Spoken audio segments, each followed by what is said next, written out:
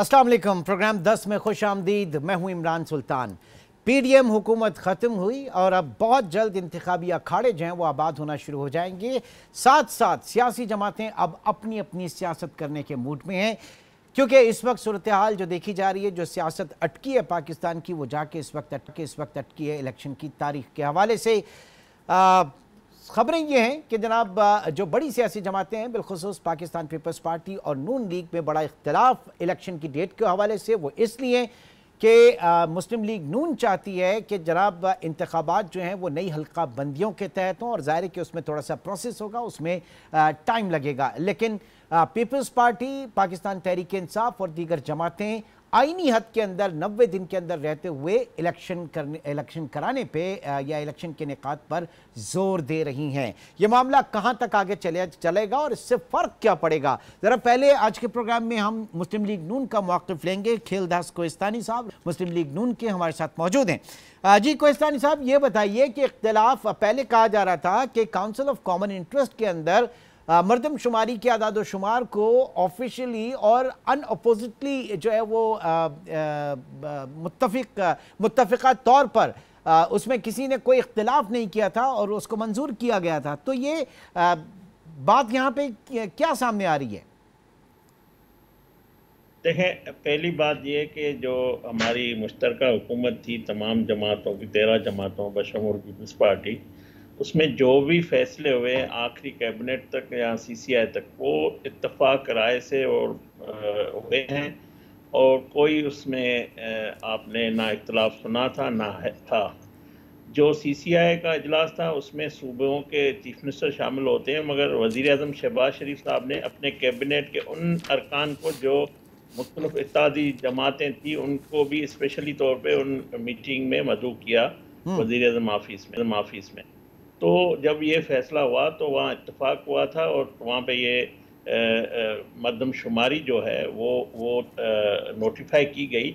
ये भी आईनी तक़ाज़ा है कि जब मर्दमशुमारी नोटिफाई हो जाती है सीसीआई से, उसके बाद नई हल्काबंदी होती है। और तमाम जमातों में, मैं आपको थोड़ा माजी में भी लेके जाना चाहता हूँ, 2017 में जब 18 की इलेक्शन हो रही थी, तब तमाम जमातों ने ये सुप्रीम कोर्ट में मामला हुआ था, तमाम ने तय किया था कि जो आइंदा इलेक्शन जनरल इलेक्शन 23 में होंगे, हाँ, वो नई मर्दमशुमारी के तहत होंगे। लेकिन ये जाते जाते 3 दिन पहले आप लोगों ने इसको नोटिफाई कराया वहां से। इसकी टाइमलाइन के ऊपर भी बड़ा सवाल उठ रहे थे कि जाते जाते क्यों इसको किया गया, बीच में तो सब भूल भाल गए थे।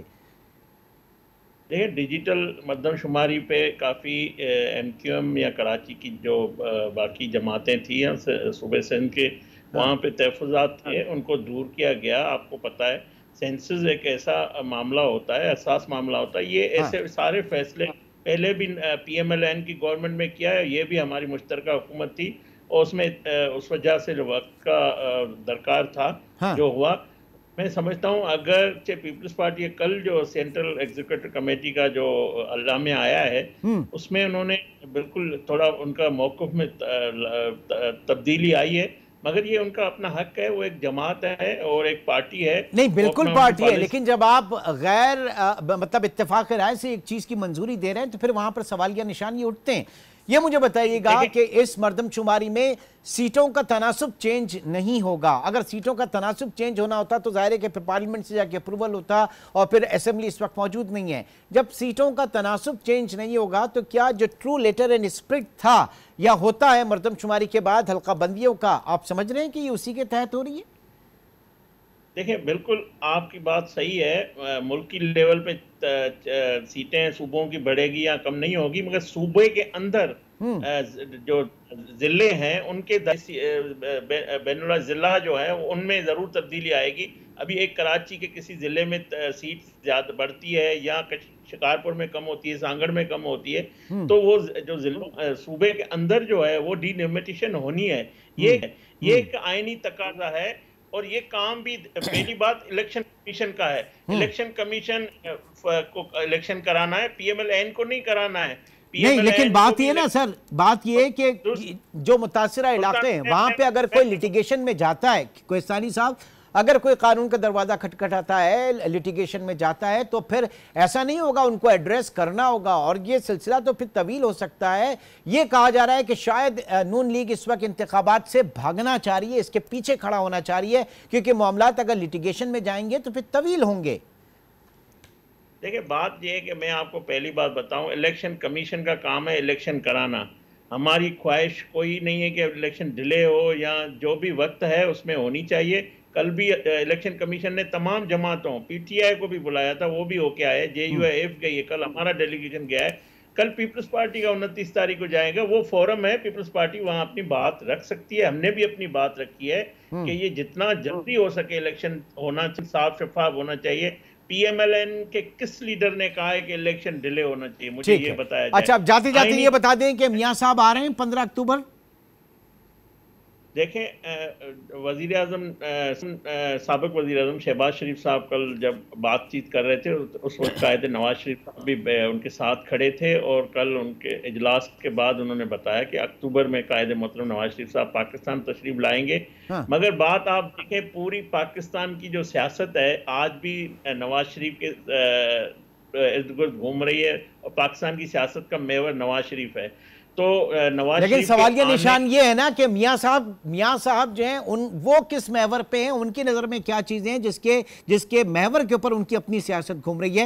ये $1 मिलियन क्वेश्चन है। बहुत शुक्रिया खिलदास कोहिस्तानी साहब, आप हमारे साथ शरीक रहे। मौक़िफ़ जाना इस वक्त नून लीग का हमने, और अब जरा जानेंगे मौक़िफ़ पाकिस्तान पीपल्स पार्टी का। तो सेनेटर सहर कामरान इस वक्त हमारे साथ मौजूद हैं। बहुत शुक्रिया आपके वक्त का। ये बताइए कि जनाब, काउंसिल ऑफ कॉमन इंटरेस्ट में जब इत्तफाक़ राय से मरदमशुमारी के आदाद शुमार को उनको नोटिफाई कर दिया गया था, और वहाँ पर इलेक्शन के हवाले से कोई ऐसी बात नहीं हुई थी, हल्का बंदियों के हवाले से कोई बात नहीं हुई थी, तो ये बाद में मसाइल कहाँ से पैदा हो गए? ये जो सेंसस हुआ था, इस पर ये वैसे ही मुतनाज़ा था। पीपल्स पार्टी के बहुत सारे तहफ़्फ़ुज़ात थे, कुछ दूर हुए थे, कुछ दूर नहीं हुए थे। उसके लिए बहुत सारे लेटर्स भी पीपल्स पार्टी ने लिखे। लेकिन जब ये बात उस वक्त एक सिनेरियो बन गया, एमक्यूएम का भी एक प्रेशर आ गया, बाकी भी ये था कि जी एक पॉपुलेशन जो है वो बढ़ गई है, उसका इंदराज होना चाहिए। और ये भी था कि 2017 में जब मरदमशुमारी हुई थी, उसको जो है वो एक एग्रीमेंट के तहत सिर्फ एक दफा जो है वो उसके ऊपर उसको अप्रूव किया गया था कि उसके तहत जो इलेक्शन हो गया। तो जब जो फिगर्स सामने पेश किए गए, कल जो है वो चीफ मिनिस्टर सिंह ने बताया भी है बड़ी वजाहत के साथ, जो फिगर्स पेश किए गए उन फिगर्स के मुताबिक ऐसा कोई सिनेरियो नहीं बन रहा था जिससे नशिस्तों की तादाद में इजाफा हो या कमी हो या कोई रद्दो बदल हो। हाँ। जब ऐसा कोई सिनेरियो नहीं था, उस वक्त मीटिंग के अंदर जो डिस्कस हुआ और जो फिगर्स दिए गए, तो उसमें हमने इस बात के ऊपर जो है नई सेंसस को एक्सेप्ट किया कि चले जो नए वोटर्स हैं उनको भी जो है वोट डालने का मौका मिल जाएगा। हाँ। और ये मरदमशुमारी जो है ये नोटिफाई हो जाए, और इसके साथ साथ जो है इंतखाबात में कोई ताख़ीर नहीं होगी, क्योंकि हल्का बंदियां की कोई जरूरत नहीं थी। तो मैं ये समझती हूँ कि इसमें बिल्कुल वजाहत है। आर्टिकल 51 जो है वो कहीं पे भी हल्का बंदियों के लिए कोई उसके अंदर शर्त नहीं है। अच्छा, लेकिन ये तो देखिए, ये तो आपकी फेवर की बात है ना। पीपल्स पार्टी को सूट करता है कि जनाब हल्का बंदियों में सीटों में रद्दोबदल ना हो। सिंध के अंदर एमक्यूएम के अपने एतराज़ात हैं, फिर ऐसी हल्का बंदी का फ़ायदा ही किया कि जिसमें सीटों का फ़र्क जो है वो नहीं आ रहा। मेरा सवाल शुरू दिन से यही है कि क्या ये ट्रू लेटर एंड स्पिरिट के अंदर हुआ या नहीं। ना पॉइंट इज़ दिस कि इस वक्त ये जो आप लोग एतराज़ कर रहे हैं, तो आपको क्या लग रहा है कि इलेक्शन में ताख़ीर होगी? क्योंकि बात ये की जा रही है कि जो भी फ़रीक होगा, जो मुतासरा फ़रीक होगा, वो लिटिगेशन में जाएगा, और लिटिगेशन में जाने के बाद मामला आगे बढ़ेगा। इलेक्शन उस वक्त नहीं हो सकते जब कंसीडर किए जा रहे हैं, तो ये मामला आगे बढ़ेगा, ये आपको लग रहा है?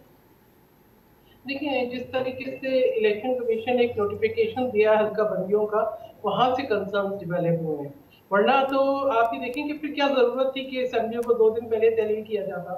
अगर यही बात थी कि मद्देनजर कि इलेक्शन की तारीख को आगे बढ़ाना है, 90 दिन का ये जो ऑप्शन था ये इसलिए ऑप्ट किया गया कि चले 2 दिन पहले तहलील हो जाए। वरना पीपल्स पार्टी तो चाहती थी कि जो एक आईनी मुद्दत है वो पूरी हो और 60 दिन के अंदर इलेक्शन हो। नहीं, तो इस बात की क्या फिर लॉजिक थी कि हुकूमत तोड़ने से या खत्म करने से 3 दिन पहले मरदमशुमारी को जनाब नोटिफाई किया जाए और एक नया मसला खड़ा हो गया? देखिए इमरान, मैं तो कहूँगी फिर आप जरा फिर उसको जरा इसका बारीकी से जायजा लें MQM जो है वो जो तहरीक इंसाफ की हुकूमत थी उसकी इत्तेहादी थी। हाँ। ठीक है। और इतना वक्त था जब पीपल्स पार्टी बार बार इस बात को रेज कर रही थी, तो ये इत्तेहादी थे और इनके पास वो एक प्रोविजन था कि ये इस काम को बर वक्त जो है वो करवा लेते। हाँ। लेकिन आप ये देखें कि इस चीज को जो है वो नजरअंदाज किया गया। सिर्फ एक पीपल्स पार्टी वाहिद पार्टी रहेगी जो बार बार जो है वो मर्दमशुमारी के बारे में जो है वो जोर डालती रही, या इस पर जो है वो जिस तरीके से यानी ये कह लें ना, ये कह लें कि सब ने अपने अपने मफादात के लिए सियासत की इस मामले के ऊपर, इसके ऊपर सियासत हुई है। नहीं इमरान, देखिए बात यह है कि तमाम हकाइक को मेरे ख्याल में सामने रखने की बहुत जरूरत है। आप ही बताएं कि जब ये हुकूमत की तब्दीली हुई है, हाँ। ठीक है, अप्रैल में, उसके बाद जिस तरीके से एक मास इस्तीफे दे के और जो है वो पार्लियामेंट के अंदर 2/3 अक्सरियत के साथ कोई आईनी तरमीम या नई हल्का बंदियों की एक्सेप्टेंस बोला तो सिलसिला ही खत्म हो गया। That's the point। अगर वो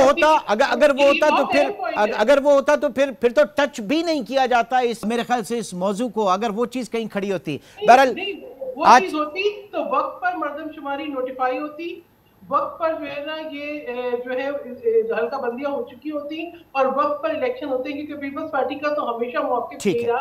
बहुत शुक्रिया सेनेटर सहर कामरान, पाकिस्तान पीपल्स पार्टी की तर्जुमानी कर रही थी। बात सिर्फ इतनी सी है कि कोई भी मसला हो, इवन ये मर्दमशुमारी के हवाले से अगर बात करें, हल्का बंदियों के हवाले से भी अगर बात करें, तो हर सियासी जमात ने अपने अपने मफादात के हवाले से इन तमाम इश्यूज़ के ऊपर सियासत की है। हमारी सियासत इस नहज के ऊपर ऐसे ही नहीं पहुंची। आगे कहाँ जाएगी इसका ये वक्त जो है वो बेहतर फैसला करेगा। एक ब्रेक की कॉल है और ब्रेक के बाद हम आपके सामने वो अहम इशू डिस्कस करेंगे जो पूरे पाकिस्तान में इस वक्त अगस्त के बिजली के बिल जिस तरीके से कहर बनकर टूट रहे हैं, क्या कोई रोशनी की उम्मीद है, क्या कोई रिलीफ का इम्कान है या नहीं, इसका जायजा लेंगे छोटे से ब्रेक के बाद दोबारा। Welcome back. जिसका खतरा था वही हालात इस वक्त देखने को मिल रहे हैं। कराची से खैबर तक लोग महंगाई के हाथों पहले ही परेशान थे, अब बिजली के बिल जो है वो आवाम पर कहर बनकर टूट रहे हैं। गो के प्राइम मिनिस्टर ने, केयरटेकर प्राइम मिनिस्टर ने इसके ऊपर नोटिस दिया और एक अहम हंगामी इजलास भी तलब किया, लेकिन स्पेस कितनी है हुकूमत के पास, क्योंकि कहा यह जा रहा है कि जो महंगाई इस वक्त बिलों में है इससे मजीद कई गुना आगे बढ़ेगी। कराची स्टूडियो में राव आमिर अली साहब इस वक्त हमारे साथ रिसर्चर हैं आरिफ हबीब लिमिटेड के। ये तो मुझे बताइए कि सबसे पहले क्यों और आपको लग रहा है कि बिल बढ़ेंगी? उसकी बुनियादी वजह ये है कि अभी जो गवर्नमेंट ने फिस्कल ईयर 24 की जो प्रोजेक्शन की है वो की है उसमें डॉलर की एग्जम्पशन 286 है, जिसमें नेशनल एवरेज टैरिफ 30 रुपये का बनता है। तो अभी हम देख रहे हैं कि डॉलर जो है वो 300 रुपये पहले ही क्रॉस कर चुका है और अगर इसी रेट पे बढ़ता रहा तो पूरे साल की एवरेज 310 से भी ऊपर जा सकती है। यानी इस वक्त 286 से आप क्रॉस करके 300 आ चुके हैं। जी बिल्कुल। ये एडजस्टमेंट होना बाकी है। ये एडजस्टमेंट होना ये अभी जो एडजस्टमेंट हो रही है वो कब की हो रही है? अभी जो एडजस्टमेंट अभी हाल ही में 2 दिन पहले जो नेपरा ने अप्रूव किया है वो पिछले साल के 4th क्वार्टर की एडजस्टमेंट है, जो अगर हम 3 महीने में स्प्रेड करें तो 5 रुपये 44 पैसे है, लेकिन CPPAG की रिक्वेस्ट पे ये हमें अक्टूबर से मार्च के बिलों में देखने को मिलेगी, जो 3 रुपये 44 पैसे की मद में मजीद इजाफा होगा। यानी डॉलर जो इस वक्त 300 रुपए का हुआ है, 300 प्लस हुआ है, वो आपके बिलों में अभी शामिल नहीं हुआ। वो अभी शामिल नहीं हुई, अब पिछले साल की एडजस्टमेंट है। पिछले साल की एडजस्टमेंट देखें, मैंने जरा पॉइंट टू पॉइंट बात कर रहा हूँ, ये जरा फायदा होता है रिसर्च एनालिस्ट वगैरह को जब हम बुलाते हैं, उनसे हम चीज़ें डिस्कस करते हैं तो ये चीज़ें सामने आती हैं। ये 4 दिन पहले 21 अगस्त को जनाब वो बड़ी खबरें आई थी कि 25,516 मेगावाट पाकिस्तान ने बड़ा तीर मार लिया हमारे यहाँ की जनाब ऑल टाइम हाई बिजली रिकॉर्ड पैदा हुई। क्या फ़ायदा इतनी ऑल टाइम हाई बिजली पैदा होने का कि पाकिस्तान की आवाम जो है उनको सस्ती बिजली इस वक्त नहीं मिल रही और जहाँ पर लोड शेडिंग है वो 12-12 घंटे की लोड शेडिंग। बुनियादी वजह यह है कि अभी जो हमारे बिल हैं उसमें जो 7 रुपये जो 30 रुपये का मैंने जिक्र किया उसमें तकरीबन 7.5 रुपये तो ऐसी बिजली बनाने का खर्चा है, तो बाकी जितना भी खर्चा है वो खर्चा वो है आप बिजली लें या न लें आपको देना है। दैट इज कैपेसिटी पेमेंट, जो कि डॉलर से लिंक है। तो उससे नहीं, जरा देखें ना, वो टेक्निकली मैं चाहूंगा आवाम जो है उनको पता चले कि उनके साथ हो क्या रहा है। माफ कीजिएगा, बिजली बनाने के कारखाने आपने लगाए? जी बिल्कुल। आप उनसे बिजली खरीदें या ना खरीदें, आपने उनको पैसे देने, बिल्कुल देने, और वो dollar amount in billions of rupees जी। 2.2 ट्रिलियन रुपीस की मद में हमें कैपेसिटी पेमेंट करनी है फिस्कल ईयर 24 में, यानी 2300 अरब रुपए, 2300 अरब रुपए तकरीबन, सिर्फ कैपेसिटी पेमेंट, जिसकी आपने बिजली खरीदी नहीं है लेकिन आपने वो देना है। बिजली लें या ना लें।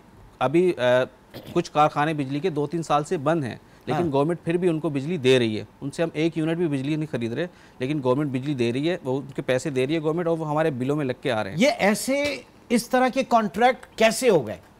उसकी बुनियादी वजह थी कि अगर हम इस 10-15 साल 20 साल पीछे चले जाएँ तो गवर्नमेंट को अट्रैक्टिव रेट देने की ज़रूरत थी, गवर्नमेंट को रेट देने पड़े, अदरवाइज़ इस सेक्टर में इन्वेस्टमेंट नहीं आ रही थी। और जो इन्वेस्टर था, इन्वेस्टर जो आया वो तो सिर्फ अपना माल बना के लेके जा रहा है ना। हाँ, बट अगर वो उस जो रिस्क हैं जो इकोनॉमी के, स्पेशली क्योंकि डॉलर इकोनॉमी से लिंक है, अगर वो रिस्क कंज्यूमर पे डालते तो इन्वेस्टर नहीं आता। तो उसकी बुनियादी वजह यही थी कि जो रिस्क थे वो इन्वेस्टर से पास ऑन करके कंज्यूमर पे डाले इन्होंने। ठीक है। अच्छा, अब ये आईपीपीज के हवाले से आप बात करें, इंडिपेंडेंट पावर प्रोड्यूसर्स के हवाले से आप बात करें, बिल्कुल, तो ये वेरी करता है ना प्रोजेक्ट के, वो कब उनकी डील खत्म होगी, ये कब तक की लीज के ऊपर है। क्या आप इससे चेंज नहीं कर सकते? या कमिंग बैक टू द जो हमारा अर्ली पॉइंट था कि जो आप डॉलर के हवाले से बात कर रहे थे, बेस रेट 286 का, प्राइम मिनिस्टर ने जो कल इजलास तलब किया है, इसमें क्या होगा? मेरा नहीं ख्याल, गवर्नमेंट के पास फिजिकल स्पेस है नहीं इतनी कि गवर्नमेंट ऑलरेडी जो 286 जो गवर्नमेंट ने ऑलरेडी जो टैरिफ अनाउंस किया हुआ है, हाँ, उसमें सब्सिडी भी है। अभी इससे मजीद गवर्नमेंट के पास फिजिकल स्पेस नहीं है इतनी कि गवर्नमेंट जो है वो किसी भी तरह जो है वो बिजली के बिलों में कमी ला सके। आईएमएफ की कंडीशन है? जी बिल्कुल, आईएमएफ की कंडीशन है। आईएमएफ ये कहता है कि जो भी बिजली का खर्चा है वो आपने बेयर नहीं करना, वो पास करना है कंज्यूमर के ऊपर। हाँ। और हम तो बेहतरी की कोई गुंजाइश नहीं है, कोई तो रास्ता होगा ना, कोई तो चीज़ होगी। ये कहा गया कि जनाब ये ऑल टाइम हाई रिकॉर्ड जो आपने बिजली प्रोड्यूस की है, उस वक्त आपकी 21% आपकी जो कॉस्ट है, प्रोडक्शन कॉस्ट है, उसमें भी कमी हुई थोड़ा बहुत। मेरे ख्याल से शायद एनर्जी मिक्स भी पाकिस्तान का बेहतर हुआ। जी, अगर हम पिछले 5-6 साल में देखें तो एनर्जी मिक्स काफ़ी बेहतर हो गया आपका, क्योंकि आपने लोकल कोल से चलने वाले प्लांट ऐड किए हैं, न्यूक्लियर ऐड किया है। अगर वही बिजली हम फर्नेस ऑयल पे बना रहे थे, वो 30 रुपये की बन रही थी, कोयले पे वो बिजली तकरीबन 11.5 रुपये की है। तो बट अगेन इस वक्त एक यूनिट पाकिस्तानी को फी यूनिट कितने का होगा, और तकरीबन दर्जन भर तो उनके ऊपर टैक्सेस हैं। देखिए, अब 30 रुपये तो कॉस्ट है उसकी। अब वो गवर्नमेंट की मर्जी है वो किसको कितना जैसे जो बाकी लाइफ लाइन कंज्यूमर है उनके टैरिफ तो काफ़ी कम है, 30 रुपये से काफ़ी कम है। इसके अलावा जो है बाकी टैक्सेस हैं, 22% से लेके 50% तक टैक्सेस हैं डोमेस्टिक और इंडस्ट्रियल। तो वो टैक्सेस फिर उससे जो 20 रुपये का टैरिफ है उसके बाद फिर टैक्सेस लगते हैं, जो जीएसटी भी है, बाकी इनकम टैक्स भी इंक्लूड है। अंदाज़न कितना बन जाता है?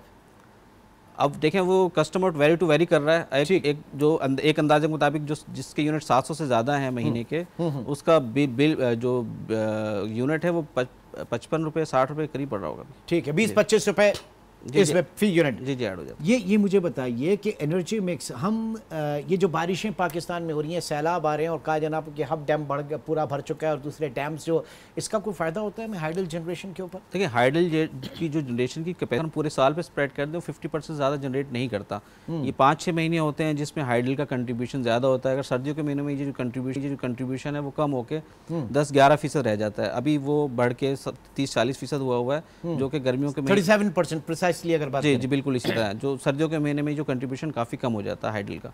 अगेन फिर हमें ऐसे रिसोर्स पर रिलाई करना पड़ता है जो गैस से बनते हैं, जो बिजली बनाते हैं, जो फर्नेस ऑयल से बिजली बनाते हैं या कोयले से बिजली बनाते हैं। आईपीपी से जान कब छूट सकती है हमारी? जो कॉन्ट्रैक्ट्स होते हैं कुछ पता है मतलब over the span of 10 years और 15 इयर्स देखिए कब तक देते रहना है? कुछ आईपीपीस के फायदे हैं, गवर्नमेंट ने वो रीनिगोशिएट किए 2 साल पहले, तो उनके जो रिटर्न है वो फिक्स हैं। अगेन अभी ज़्यादा पोर्शन अभी भी उन्हीं का है जो जिनके हम रिटर्न जो डॉलर बेस दे रहे हैं। तो आईपीपी से जान छूटने के हवाले से जो बात करें कि जो अभी जो प्लांट्स लगे हैं 2020 में, उनके जो मुआहदे हैं वो 30 साल के हैं, तो 2050 तक हम उनसे बिजली खरीदने के पाबंद हैं डॉलर में। ठीक है, अदरवाइज हम आगे पीछे करते हैं तो वो सॉवरेन गारंटी क्लेम कर देते हैं। आ चुकी है पाकिस्तान में ये नौबत। रेकोडिक का केस आपके सामने है, हमने वो प्रॉब्लम किया तो वो आपके सामने। फिर इन्वेस्टर खुश नहीं होता आने। जी जनाब, ये जो कहा जाता है कि व्हाटएवर, गॉड नोज बेटर, कि किकबैक्स के चक्कर में या और चीज़ों के चक्कर में सारा का सारा जो पैसा था या जो इन्वेस्टमेंट है वो लगा दिया अपने पावर जनरेशन के ऊपर। ये 25,000 मेगावाट बिजली आपने जो पैदा की, आपकी कैपेसिटी कितनी है, इंस्टॉल्ड कैपेसिटी कितनी है? इंस्टॉल्ड कैपेसिटी तो हमारी 45,000 मेगावाट से भी ज़्यादा है। ठीक है, उसका 50% भी हम कर नहीं पा रहे। उसकी बुनियादी वजह एक तो हमारे जो डिस्ट्रीब्यूशन सिस्टम है उसमें भी कंस्ट्रेंट है। असल मसला तो वहां पे है ना सर, कि आपका जो डिस्ट्रीब्यूशन नेटवर्क है उसमें आपने इन्वेस्टमेंट नहीं की। आप बिजली प्रोड्यूस एक तो पैदा कर नहीं सकते, और अगर कर भी दें तो आप ट्रांसमिट नहीं कर सकते उस बिजली को ना। जी बिल्कुल इसी तरह उसमें देखें, अभी पिछले हफ्ते एक न्यूज़ आई थी कि गवर्नमेंट ने जो भी जितनी भी डिस्ट्रीब्यूशन कंपनीज़ हैं उन सारी कंपनीज़ को सूबों को देने की बात की है। अभी तो फेडरल गवर्नमेंट उसको मैनेज कर रही है, उससे होगा ये कि एफिशिएंसी थोड़ी बहुत बेहतर होगी। अगर हम पिछले 11 महीने का नंबर भी देख लें तो तकरीबन 375 रुपये का जो लॉस है वो डिस्कोस कंपनी ने किया है। एक तो उनके लॉसेस थे और दूसरा रिकवरी कम रही। तो ये हाँ जी, ये दोनों कंपोनेंट जो आपके सर्कुलर डेट को बढ़ाते हैं। बिल्कुल सर्कुलर डेट को बढ़ाते हैं। सर्कुलर डेट 10 साल पहले कितना परसेंट था और आज कितना परसेंट? देखिए अब पिछले 3-4 साल में तो सर्कुलर डेट के क्वांटम में बहुत ज़्यादा इजाफा हो गया। उसकी बुनियादी वजह तो जैसे मैंने कहा कि डिस्कोस की इनएफिशिएंसी है, उसकी वजह से। और आजकल तो वो 2.5 ट्रिलियन रुपीस के ऊपर है सर्कुलर डेट। ठीक है, 2,500 अरब। जी पहले तो क्वांटम बहुत कम होता था इसका, अब वो बढ़ता चला जा रहा है। बिल्कुल बढ़ता चला जा रहा है। खैर की उम्मीद है? देखिए खैर की उम्मीद सिर्फ मेरे ख्याल से खैर की उम्मीद सिर्फ ये है कि कुछ ऐसा हो कि डॉलर नीचे आए इंटरनेशनली। हाँ वो अभी लग नहीं रहा, वो अभी लग नहीं रहा। जी बिल्कुल। ठीक है, हमने देखा कि कुछ ऐसा हो कि जनाब डॉलर जो है वो नीचे आए, जो ग्लोबल डिमांड है ग्रोथ की वो कम हो, जिसकी वजह से डॉलर नीचे आता है। मतलब हम कहते हैं कि ब्लेसिंग इन डिस्गाइज होती है पाकिस्तान के साथ, चाहे वो कोरोना के हवाले से हो या किसी और हवाले से। जब जब हमने देखा कि डॉलर नीचे आया इंटरनेशनली, पाकिस्तान उसका बेनिफिशियरी रहा। जी बिल्कुल। जो लॉन्ग टर्म इस इशू का जो लॉन्ग टर्म सोल्यूशन सिर्फ यही है कि आप डिस्कोस लेवल के ऊपर एफिशिएंसी बढ़ाएं, ताकि जो मैंने तकरीबन 400 अरब की लॉस की बात की, तो ये लॉस आपका कम होगा। आप किसी भी तरह अपना जो भी आपने इतना बड़ा जनरेशन का सिस्टम लगा लिया है, बट उसकी जनरेशन की खपत अगर नहीं होगी तो पर यूनिट कॉस्ट बढ़ जाएगी। ठीक है, तो और कैपेसिटी पेमेंट जिंदाबाद, वो अपना वैसे ही जी बिल्कुल इसी तरह मीटर चल रहा है। क्योंकि हमारा जो 50% है अब वो बढ़ेगी कैसे? 50% आपका डोमेस्टिक कंज्यूमर है, जिसकी गर्मियों में डिमांड बहुत ज़्यादा होती है, लोग एसी यूज़ करते हैं। जब सर्दियों में जाते हैं तो डिमांड काफ़ी गिर जाती है। यही हमने देखा कि सर्दियों में डिमांड जो है 10,000 मेगावाट होती है, गर्मियों में वो बढ़ के 30,000 मेगावाट से भी बढ़ जाती है। ठीक है, यानी बात सिर्फ इतनी सी है। आपकी बात से मैं समझाऊं कि मैं तो बस मुसल्ला लेके बैठ जाऊं और दुआ करूं किसी तरीके से डॉलर जो है वो नीचे आए, ताकि हमारे यहाँ थोड़ी सी बेहतरी हो। अदरवाइज़ हमारी पॉलिसीज़ जो हैं वो हम भुगत रहे हैं। और दूसरा ये कि इस वक्त आमिर ने जो बात की जनाब, 286 बेंचमार्क था। ये जो इस वक्त बिलों का इजाफा, इतने भारी भारी बिल हम देख रहे हैं, ये पिछले सालों की एडजस्टमेंट है। इस सालों की एडजस्टमेंट तो अभी आनी है। चीखें तो अभी आपको सुनाई देंगी। अल्लाह ताला रहम करे हम सब पे। बहुत बहुत शुक्रिया आमिर साहब, बहुत शुक्रिया आप प्रोग्राम में शरीक रहे। नाजरीन एक छोटा सा ब्रेक के बाद मौजू को आगे लेके चलते हैं, हमारे साथ रहिएगा।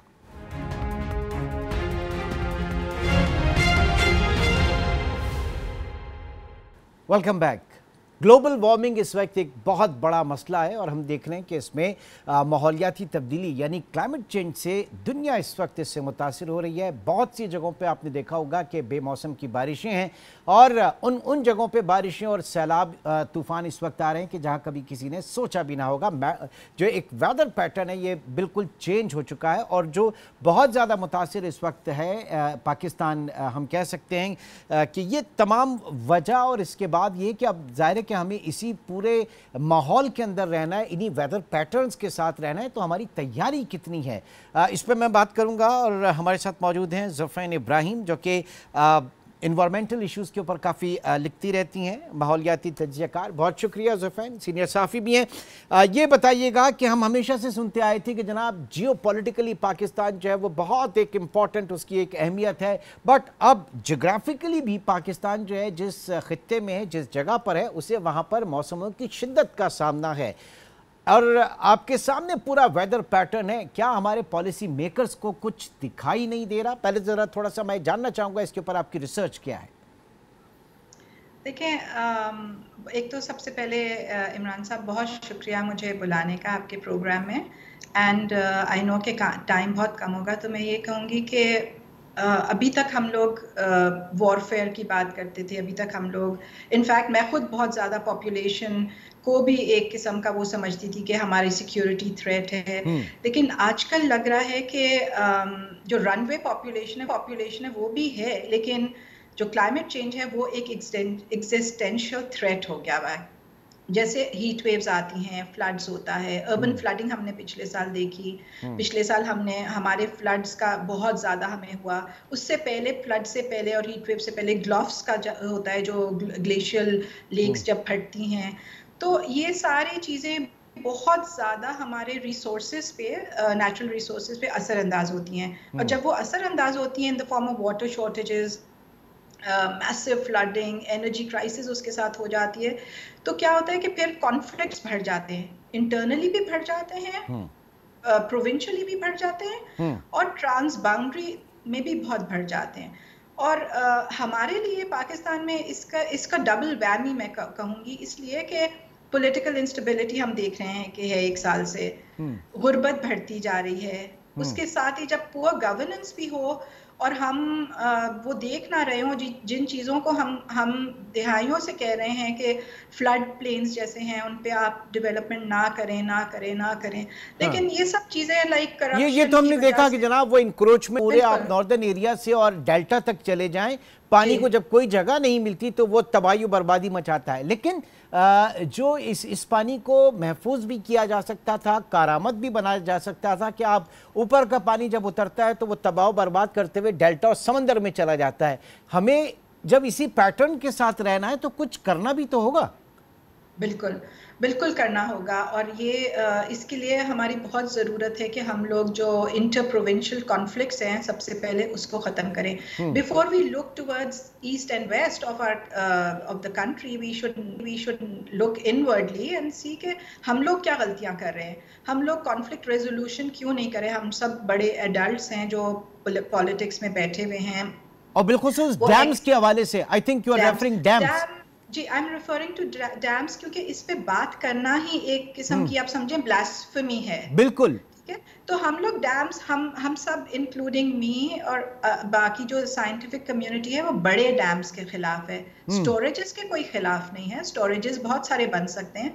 हमारी गलती ये है कि हमने जब से इंडिपेंडेंस हुई है हमने तो अपने स्टोरेजेस कुछ भी नहीं किया, उसकी तरफ काम नहीं किया, जबकि इंडिया ने बहुत सारे स्टोरेजेस बनाए हैं। सैकड़ों स्टोरेजेस, सैकड़ों डैम्स जो हैं वो वहां पर बन चुके हैं। बट मसला ये कि अगर हम डैम बना लेंगे तो उसके ऊपर हमारी सियासत कहाँ होगी, सियासत फिर हम किन चीजों के ऊपर करेंगे, अनफॉर्चुनेटली। बिल्कुल आप सही फरमा रहे हैं। तो मतलब अब हम इसका, अब देखें ना, हम खमियाजा तो भुगत ही रहे हैं। लास्ट ईयर का जो फ्लड हुआ उससे हमें, मतलब हमारे इंफ्रास्ट्रक्चर को ही कितना डैमेज हुआ, हमारे लोगों को कितना नुकसान हुआ, और हम अभी तक 1 साल गुजर चुका है। सिंध में आप देखें, सिंध में हमने अभी तक इनके लिए हाउसिंग का इंतजाम नहीं किया है, फूड सिक्योरिटी अलग हुई है। अभी पिछले दिनों जो सतलुज पे जो इतना ज्यादा पानी, अभी भी बहाव जो है फ्लड्स का, उससे हमारा कॉम्प्रोमाइज हो रहा है। हमने जो व्हीट और राइस एक्सपोर्ट करनी थी, अब हमें खुद ही इतना ज्यादा नुकसान हो गया। असल में तो हमें थोड़ा सा जरा इसको भी अपना माइंड बदलना होगा कि हर एक सैलाब और तूफान के बाद जो हम फ्रेंडली कंट्रीज और दुनिया भर के पास चले जाते हैं और अपने नुकसानात को लेकर और मदद के लिए, सबसे पहले तो इस चीज़ से हमें बाहर निकलना होगा, फिर ही तो हम कुछ कर पाएंगे। अदरवाइज तो शायद हम इसको कैश करने बैठ जाते हैं। बिल्कुल सही, और यही वजह है कि हमको कोई इतना सीरियसली भी नहीं ले रहा है। तो ये जो हमें अपने जो चैलेंजेस को मेंटेन करना है, मेरे ख्याल में उसके लिए हमारे सबसे ज़्यादा ज़रूरत ये है कि हमारे पास कुछ अच्छे एग्जांपल्स भी हैं। जैसे हमने गिलगित बल्तिस्तान में, क्योंकि ग्लोव्स वहाँ पे बहुत आते हैं, हमारा सबसे ज़्यादा वो इलाका है जहाँ पे सबसे ज़्यादा ग्लेशियर्स हैं, तो हमने वहाँ पे कुछ इलाके में अर्ली वार्निंग सिस्टम सेटअप किए हुए हैं। अब वो एक अच्छा, it's a good practice, because उससे क्या हुआ है कि आप अर्ली वार्निंग जब होती है तो आप लोगों को रिलोकेट कर सकते हैं। अच्छा, और ये जरा डिप्लोमेसी के हवाले से मैं जानना चाह रहा था कि वहां पे कितना जरूरी है इन चीजों को आगे लेकर चलना, सेंटर बनाना।